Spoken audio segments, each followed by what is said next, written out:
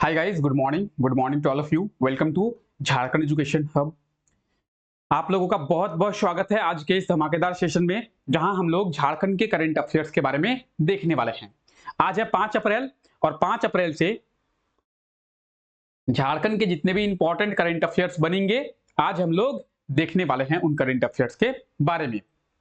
ठीक है, अब जो लोग नए हैं उनको मैं बता दूं, ये जो क्लास अभी आप देख रहे हैं, ये क्लास डेली सुबह 5 बजे होती है और इस क्लास में हम लोग झारखंड के करंट अफेयर्स के बारे में बहुत ही डिटेल में चर्चा करते हैं।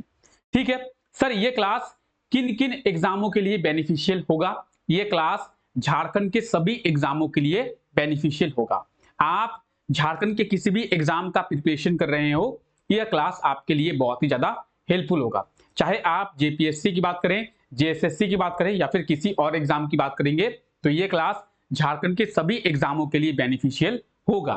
उसके बाद पॉइंट आती है कि सर और कौन कौन सी क्लासेस होती हैं? अभी तो फिलहाल 2 क्लासेस होती हैं। पहला ये क्लास जो सुबह 5 बजे होती है, जिसमें हम लोग झारखंड के करंट अफेयर्स के बारे में देखते हैं। दूसरा क्लास रात को 9 बजे होती है और इस क्लास में हम लोग झारखंड जीके के झारखंड जीके के एक्सपेक्टेड पेपर को देखते हैं कि आने वाले एग्जामों में झारखंड जीके से कैसे कैसे प्रश्न जो है देखने को मिल सकते हैं। तो झारखंड जीके के संभावित प्रश्न एक्सपेक्टेड पेपर को हम लोग रात को 9 बजे देखते हैं और इस क्लास में भी हम लोग बहुत ही डिटेल में सभी चीजों को देखते हैं। तो आप इन दोनों क्लास को जरूर देखें। आज आज के इस क्लास का पीडीएफ की बात करेंगे। पीडीएफ कहां पे मिलेगा? तो आप सभी को पता होना चाहिए, पीडीएफ आपको टेलीग्राम पे मिल जाएगा। हमारे टेलीग्राम चैनल पे आप सभी को पीडीएफ जो है वो मिल जाएगा। तो टेलीग्राम को आप लोग जरूर ज्वाइन कर लेंगे। टेलीग्राम का लिंक इस क्लास के नीचे डिस्क्रिप्शन में दिया हुआ है। चलिए क्लास शुरू करते हैं। हाल ही में प्रोजेक्ट डिजिकोल को लॉन्च किया गया है। प्रोजेक्ट डिजिकोल लॉन्च किया गया है किसके द्वारा? किसके द्वारा प्रोजेक्ट डिजिकोल को लॉन्च किया गया है? ये आज का हमारा पहला करंट अफेयर है। आइए समझते हैं प्रोजेक्ट डिजिकोल क्या है, आपको ये अच्छा लगेगा। तो सबसे पहले आप लोग जानिए कि कोल इंडिया के द्वारा, किसके द्वारा? कोल इंडिया के द्वारा प्रोजेक्ट डिजिकोल को लॉन्च किया गया है। इसे आप लोग याद रखेंगे। ठीक है, क्या हुआ? तो कोल इंडिया के द्वारा प्रोजेक्ट डिजिकोल लॉन्च किया गया है। अब ये प्रोजेक्ट डिजिकोल आखिर है क्या? तो कोल इंडिया के द्वारा ये कहा गया है कि हम इस प्रोजेक्ट डिजिकोल के द्वारा कोयले को डिजिटल करेंगे। अब कोयले को डिजिटल कैसे किया जाएगा? आप बोलेंगे सर अब हम लोग क्या डिजिटल आग जलाएंगे कोयले से? क्या होगा? कोयले को कैसे डिजिटल किया जाएगा सर? तो कोल इंडिया के द्वारा यह कहा गया है कि हम कोयले के जो खदानें हैं, जहां से कोयले को निकाला जाता है, उसे हम लोग खदान कहते हैं। तो कोयले की जो खदानें हैं उसे डिजिटल करेंगे। अब कोयले की खदानें डिजिटल करेंगे, इसका क्या मतलब है सर? कि डिजिटल तरीके से कोयले की खदानों से कोयले को निकाला जाएगा। यही ना डिजिटल है। हम लोग डिजिटल एजुकेशन देख रहे हैं, हम लोग ऑनलाइन पढ़ रहे हैं, हम लोग डिजिटल पैसा देख रहे हैं। पेटीएम के थ्रू हम लोग ऑनलाइन पैसा जो है वो ट्रांसफर कर रहे हैं। लेकिन अब ये डिजिटल कोयले की खदान, डिजिटल कोयला, डीजी कोल का मतलब क्या है? डिजिटल कोल, डिजिटल कोयला। तो अब कोल इंडिया के द्वारा क्या दिमाग लगाया गया है कि सर खदानों को हम लोग डिजिटल कैसे करेंगे? पॉइंट आता है ना भाई, आपके मन में ये क्वेश्चन आना चाहिए कि सर खदानों को डिजिटल करेंगे तो करेंगे कैसे? क्या दिमाग लगाया गया है कोल इंडिया के द्वारा? तो कोल इंडिया के द्वारा यह दिमाग लगाया गया है कि हम लोग जो कोयले की खदानें हैं उसको डिजिटल करेंगे। उसको डिजिटल करेंगे का मतलब क्या है? कोयले की जितने भी खदानें अभी वर्तमान में कोल इंडिया के द्वारा चलाया जा रहा है उसे लाइव किया जाएगा, डिजिटल तरीके से लाइव किया जाएगा। आप बोलेंगे अच्छा सर इसे कहते हैं डिजिटल, लाइव किया जाएगा। सर क्यों किया जा रहा है? कोल इंडिया के द्वारा खदानों को क्यों लाइव किया जा रहा है? सेफ्टी के पर्पज से, सुरक्षा के लिए, सुरक्षा को मद्देनजर रखते हुए कोल इंडिया के द्वारा कोई जितने भी खदानों का परिचालन किया जा रहा है उसे क्या किया जाएगा? उसे लाइव किया जाएगा। डिजिटल तरीके से उन खदानों की देखरेख की जाएगी। ठीक है, अब सर कैसे होगी?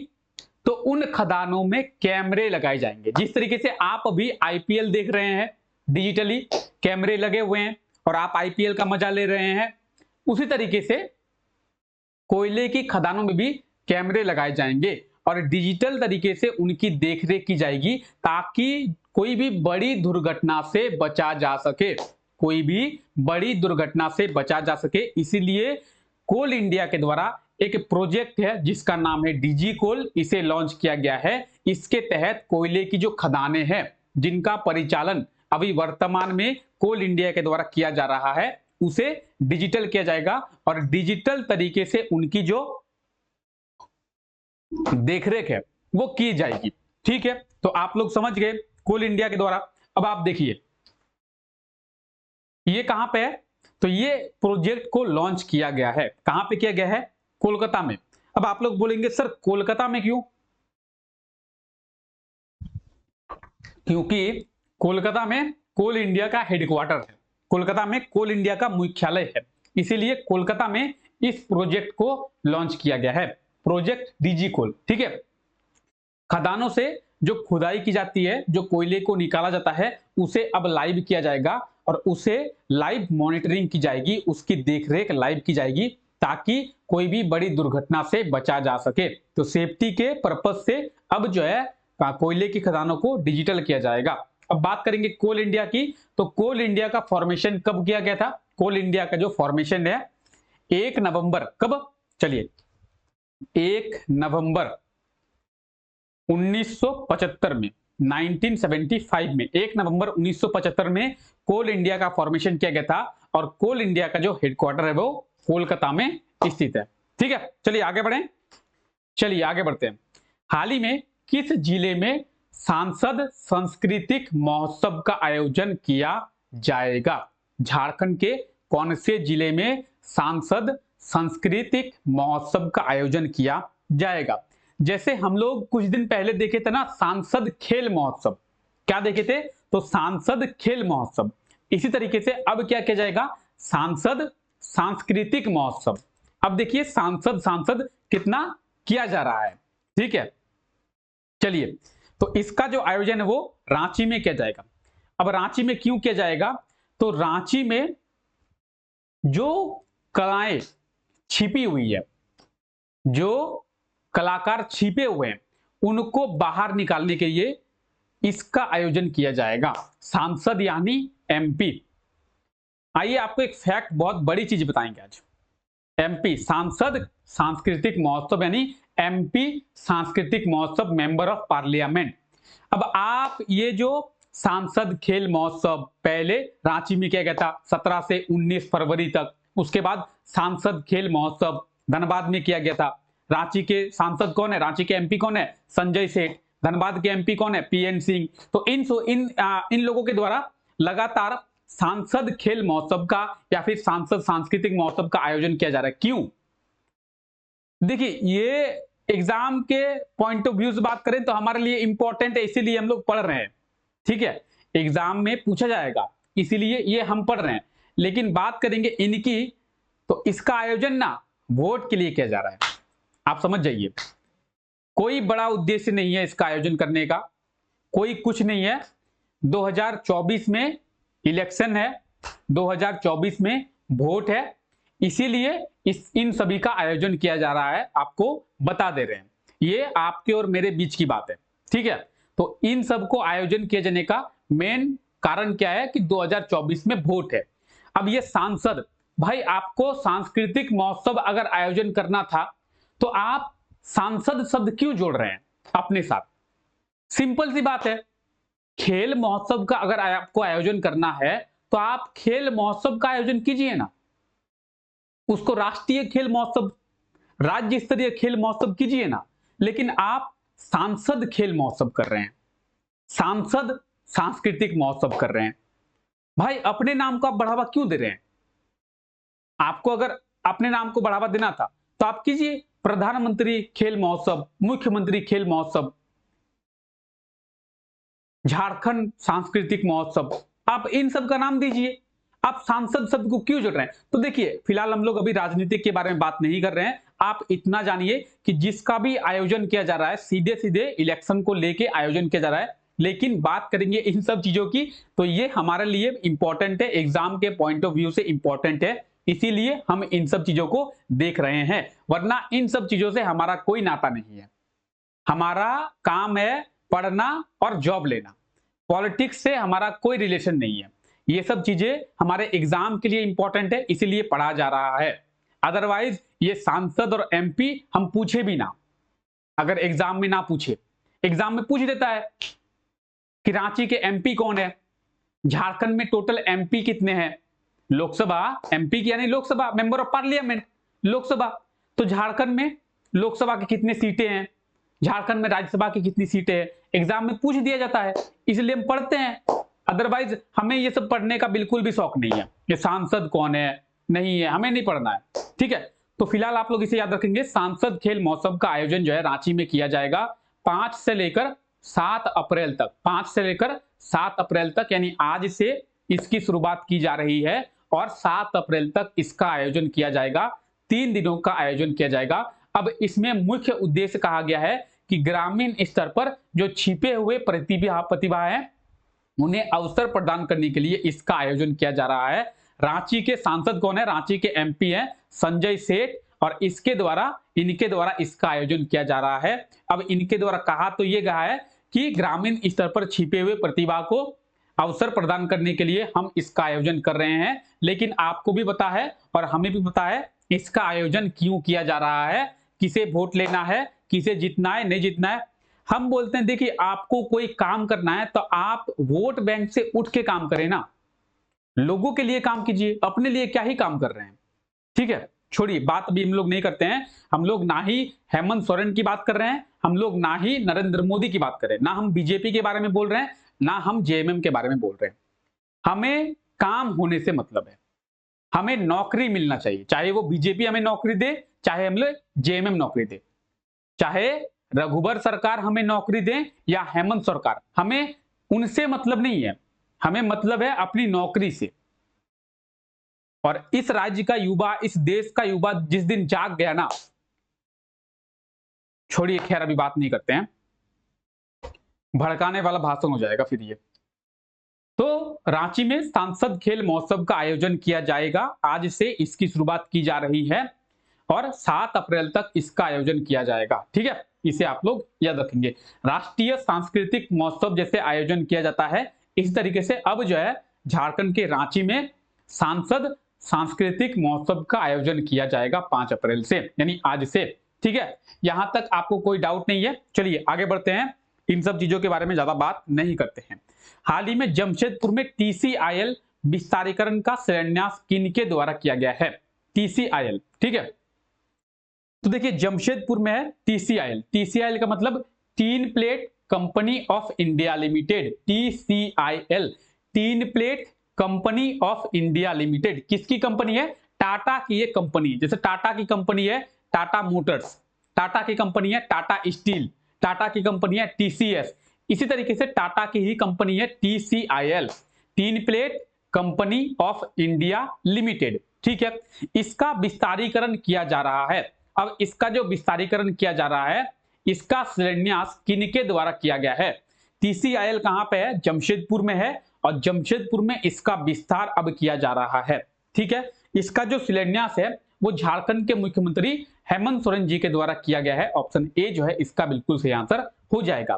अब ये इंपॉर्टेंट किस लिए है, क्योंकि टाटा के द्वारा यानी टीसीआईएल के द्वारा 2254 करोड़, कितना 2254 करोड़, 2254 करोड़ का जो इन्वेस्टमेंट है वहां पे किया गया है। इससे डायरेक्टली और इनडायरेक्टली झारखंड के कई सारे लोगों को रोजगार जो है वो मिलेगा। तो आप ये देखिए TCIL, tin plate company of India limited, ठीक है। आप ये देखेंगे तो ये क्या करती है, ये टीन बनाती है, टीन प्लेट बनाती है। देखिए इस तरीके से टीन प्लेट जो है बनाती है। आप रोड में ले जाते हुए देखेंगे बहुत सारे जो ट्रक है वो इसको ले जाते हैं। इससे कई सारे चीजों का निर्माण होता है। जैसे बात करेंगे गैस सिलेंडर की, तो गैस सिलेंडर का निर्माण भी इसी से होता है। बहुत सारी चीजों का निर्माण जो है वो होती है। जमशेदपुर में इस तरीके से कई प्लांट है टीसीआईएल के द्वारा, ठीक है, लगाए गए हैं कई प्लांट।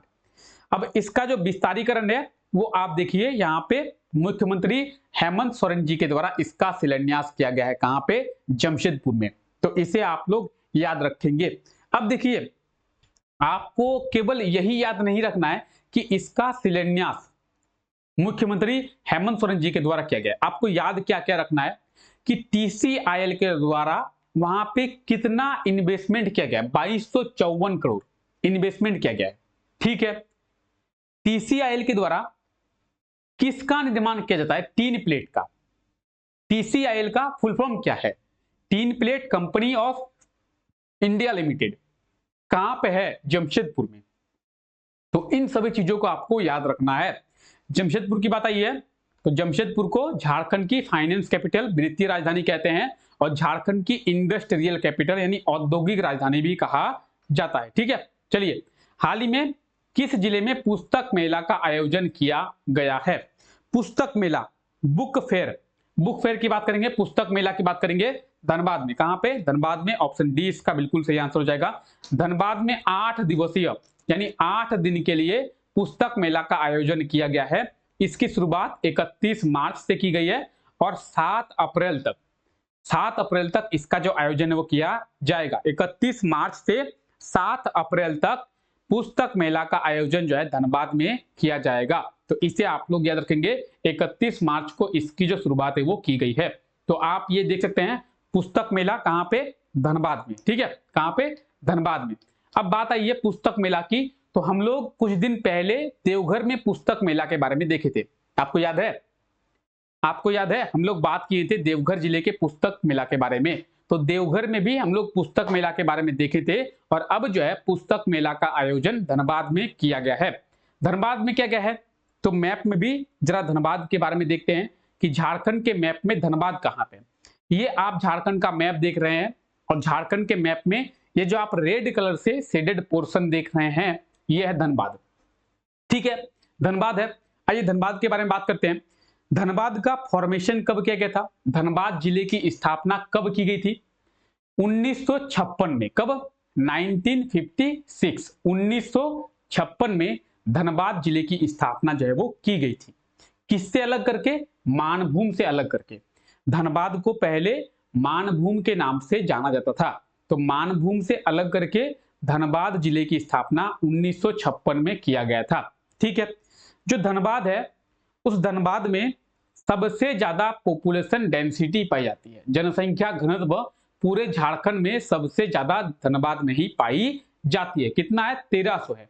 यहाँ का पॉपुलेशन डेंसिटी 1300 है। और क्या है? धनबाद को कोल कैपिटल ऑफ इंडिया, भारत की कोयला राजधानी के नाम से भी जाना जाता है। धनबाद का जो सेक्स रेशियो है, लिंगानुपात है, वो पूरे झारखंड में सबसे कम है। कितना है? 908। 908 धनबाद का सेक्स रेशियो है। तो इसे आप लोग याद रखेंगे, 908 जो है धनबाद का सेक्स रेशियो है। ठीक है, चलिए आगे बढ़े। हाल ही में जम्मू में आयोजित सब जूनियर खेलो इंडिया वुमेन वुसु लीग में झारखंड को कौन सा पदक मिला है? तो झारखंड को कौन सा पदक मिला है? झारखंड को ब्रॉन्ज मेडल, कांस्य पदक मिला है। ऑप्शन सी इसका बिल्कुल सही आंसर हो जाएगा, ब्रॉन्ज। बात करेंगे जम्मू में, तो जम्मू में कब से? 27 से 31 मार्च तक। 27 से 31 मार्च तक सब जूनियर खेलो इंडिया वुमेन वुसु लीग का आयोजन किया गया था, जिसमें झारखंड को कितने? 2 जो है ब्रॉन्ज मेडल मिले हैं। कितने? 2। ऑप्शन सी इसका बिल्कुल सही आंसर हो जाएगा, 2। ठीक है, आइए जानते हैं। अब देखिए किन्हें किन्हें मिले हैं, तो झारखंड की सपना कुमारी, कौन? सपना कुमारी और सेनिका कुमारी, इन दोनों को ब्रॉन्ज मेडल मिला है। तो आप ये देख सकते हैं 27 से 31 मार्च तक इसका जो आयोजन है वो किया गया था। तो आप ये देख पा रहे हैं सब जूनियर वुसु चैंपियनशिप कहां पे? जम्मू कश्मीर में। कहां पे? जम्मू कश्मीर में। कब से कब तक? तो 27 से 31 मार्च तक। ठीक है, इसमें झारखंड को कितने पदक? तो झारखंड को 2 पदक। कौन से पदक? कांस्य पदक। कौन से पदक? कांस्य पदक। कितने खिलाड़ियों को? 2 खिलाड़ी को। कौन कौन? सपना कुमारी, सेनिका कुमारी, 2 खिलाड़ी। ठीक है, चलिए यहां तक क्लियर है आप लोगों को? यहां तक आप लोगों को क्लियर है? चलिए क्लियर होगा। आपसे एक क्वेश्चन पूछा गया था कल। क्वेश्चन क्या है? हाल ही में इंडियन एक्सप्रेस झारखंड के किस व्यक्ति को भारत के 100 शक्तिशाली लोगों की सूची में शामिल किया गया है? तो इंडियन एक्सप्रेस जो न्यूज़पेपर है उसके द्वारा झारखंड के किस व्यक्ति को भारत के 100 सबसे शक्तिशाली लोगों की सूची में शामिल किया गया है? ये क्वेश्चन आपसे पिछले क्लास में पूछा गया था। इस क्वेश्चन का सही आंसर होगा क्या? तो इस क्वेश्चन का सही आंसर होगा, अरे उल्टा हो गया है, ठीक है। आपसे क्वेश्चन ये पूछा गया था, हाल ही में भारत सरकार के द्वारा झारखंड के कितने कोल ब्लॉक की नीलामी किया गया है? तो 5, ठीक है, 5। और आपका क्वेश्चन ये होगा, तो क्वेश्चन ऑप्शन जो है वो बदल गए हैं। तो इस क्वेश्चन का आप लोग आंसर देंगे, ठीक है। बाकी सबको पता है आंसर हेमंत सोरेन होगा, ठीक है। तो थोड़ा सा दिक्कत आज हो गया है, कोई नहीं। आज आप लोग क्या करेंगे, आज आप लोगों को एक क्वेश्चन दिया जा रहा है। क्या क्वेश्चन दिया जा रहा है? तो आप लोग कमेंट करके बताएंगे। क्या क्या कमेंट करके बताएंगे? तो आप लोगों के लिए क्वेश्चन है कि झारखंड में टोटल सब डिवीजन कितने हैं? झारखंड में टोटल सब डिवीजन कितने हैं? अनुमंडल, झारखंड में टोटल अनुमंडल कितने हैं? जो क्वेश्चन था वो थोड़ा सा अगल बगल में हो गया है, उलटफेर हो गया है, क्वेश्चन अलग हो गया है, ऑप्शन अलग हो गया है, ठीक है। तो उसको अभी हटाते हैं। आप आज के लिए आप लोगों का क्वेश्चन है, झारखंड में टोटल सब डिवीजन कितने हैं? आप लोग कमेंट करके बताएंगे, ठीक है। चलिए आज के लिए इतना ही रखते हैं। आई होप कि आपको क्लास अच्छा लगा होगा, और क्लास अगर आपको अच्छा लगा है तो क्लास को एक लाइक जरूर कर देंगे, ठीक है। और चैनल पे अगर आप लोग नए हैं तो चैनल को सब्सक्राइब जरूर करेंगे। मिलते हैं नेक्स्ट क्लास में, तब तक के लिए thank you, take care, bye bye.